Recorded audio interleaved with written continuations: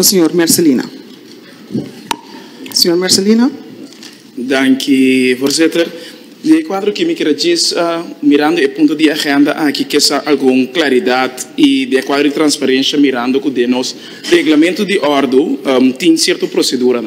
Então, para que a transparência da comunidade também, para que nós chama a reunião aqui, me quer compreender que tem firmante, que há uma reunião, a cancelar essa aqui, e grupo de firmantes novo, está decidido que não usa a mesma carta que firmante, sim, involucrando e manda uma reunião com a ordem de menos que 24 horas. Assim a procedura tem que vai, senhora Presidente?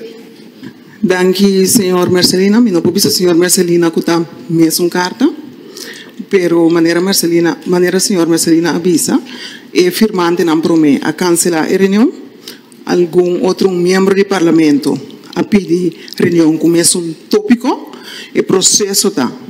Agora está reunião urgente, mesmo com os maia, ayer também de HAP, mesmo processo, mesma hora, a chama o ministro, of seu gabinete, para checar que dia é por, o ministro avisa que dia é por, ante hora é da botar a reunião.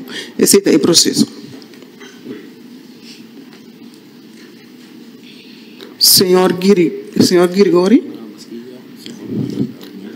que senhor Marcelina tem vraagpunt, membro para pagar mais, por favor? Vraagpunt mais?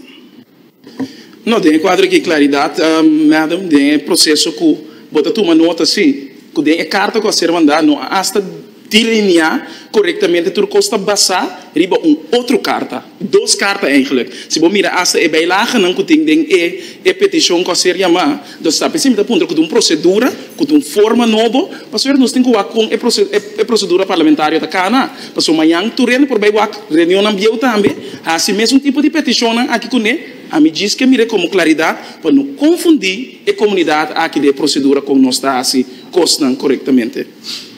Danke, senhor Marcelina. A carta tem tópico, então a base de tópico é a reunião. Senhor Giri Cori. Danke, senhor.